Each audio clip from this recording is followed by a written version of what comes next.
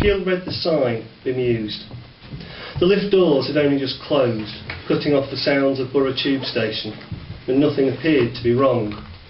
No one else in the lift seemed concerned.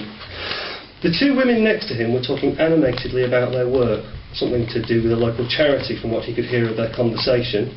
The mother was crouched so that her head was level with those of her two young boys, and they were all giggling at each other, and the fat man was looking at his mobile phone, head down and disinterested in the rest of the lift. By the second set of doors, the knot of office workers stood in silence. One of them, the one in the blue suit, was also looking at his mobile, and the others were fidgeting and shuffling as they waited for the lift to set off. Gil looked again at the digital sign above the doors. The message still scrolled across it, the words green and bright. As he watched, it reached the centre of the screen, flashed twice as though to emphasise itself, and vanished. A second later, a different message. This one about not smoking made its way across the screen. Gil looked down. His bag was heavy, pulling at his shoulder, so he dropped it on the floor. One of the boys, the younger, turned around and made a face at him. He made a face back, catching the mother's eye and smiling to show that he was only playing. She did not smile back. He wondered when the lift was going to move. Assistance will arrive soon. This time, Gil frowned. Still, no one else seemed to have noticed the sign. Turning, he saw that it was repeated on the display above the doors behind him. Two sets of doors, the ones to his rear opening onto the station at ground level, the ones in front opening when the lift reached the lower platform level, and above each a digital display that usually showed basic safety announcements or how the trains were running. The new message glided across the screen again, and then it too flashed, twice, and vanished. A moment later, the message about not smoking reappeared. It made Gil want a cigarette, and he tapped his jacket pocket to reassure himself that his trusty Marlborough was still there, before remembering that he had quit just a little over 2 months earlier. He grinned to himself, just a fragment, and waited for the lift to set off downwards. It didn't move. How long had they been waiting now? Not long, he didn't think. Certainly less than a minute, but it felt longer. Things always felt more hurried in London, Gil found. Time more compressed, delays more stressful, tolerances lower. As if to confirm this, the fat man looked up at the sign, which was still displaying the smoking message, sighed exaggeratedly, and looked back down at his phone. One of the boys said something loudly about being bored, and his mother shushed him, equally loudly. There was a clunk somewhere below them, and the lift jerked, moved, stopped. Rescue is imminent. Rescue? From what?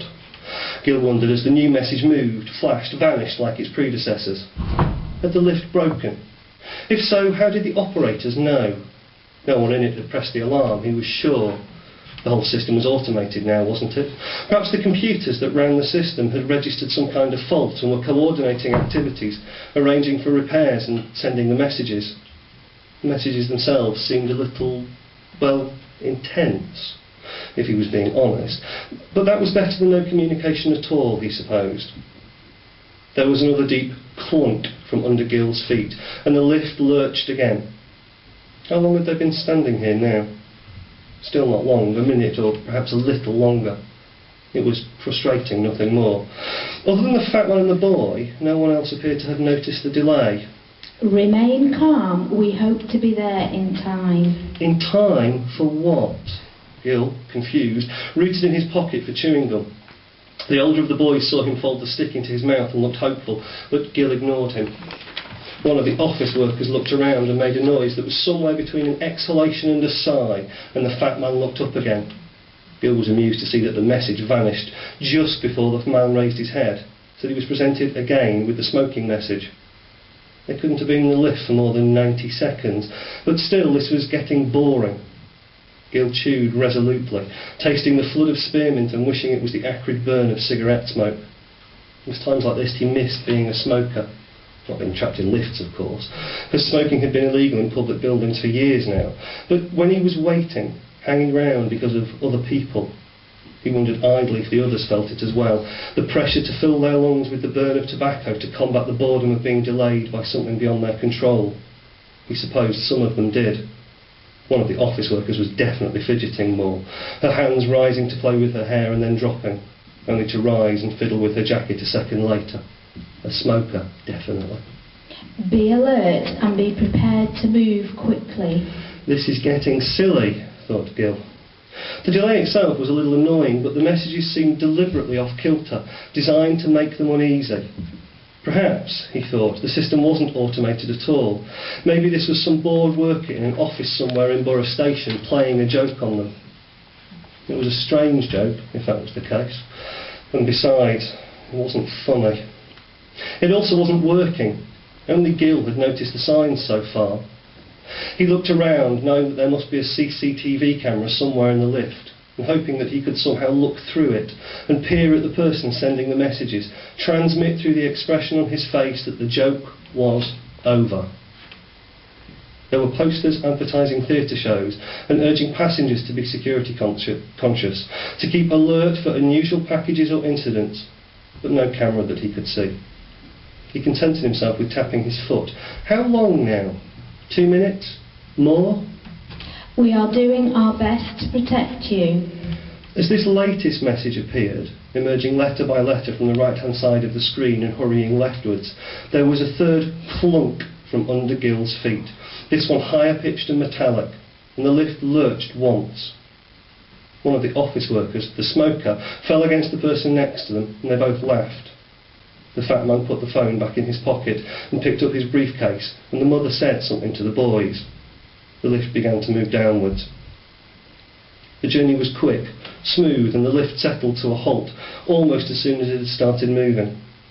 Its occupants, Gill included, readied themselves to leave, picking up their bags and moving towards the doors, the mother taking hold of her boy's hands. The fat man muttered something that might have been "at last" under his breath, and one of the office workers said something that made the others laugh. The sign above the doors reminded them, again, that it was forbidden to smoke anywhere in the station. Good, thought Gill, still chewing. I quit. The doors didn't open. They were wide doors, designed to let lots of people exit at once, and it was easy for Gill to get close to them without having to push past the other occupants. He looked around for a button to open the doors. Nothing. They normally just opened, automated and regular. Instinctively, Gill put his head close to their metal surface, pressing his ear to them and listening. There was none of the usual noises of a tube station just before rush hour. No people talking, no tannoy announcements, no distant rumble of trains emerging from tunnels blasted through the earth under London. Instead, something Gill couldn't identify came to him through the door, a kind of snuffling, wet rasp. He stepped back, not liking the noise. The doors jerked, squealing as though they had sand stuck in their mechanisms. They opened an inch and then stopped, revealing in the narrow gap not the bright lights of Borough Station, but a dull and shifting darkness. Defend yourselves as best you can. The words on the sign glittered as the lift doors jerked, opening wider before stopping again. Something shrieked sharply as the motor strained, and Gill had the chance to glance up at the sign before the doors finally began to move. The green letters, digital and dispassionate, changed one last time, glowing brightly as the lift opened to a darkness that danced to meet them, and which smelled like burning hair. God be with you. We are sorry we are too late. Thank you.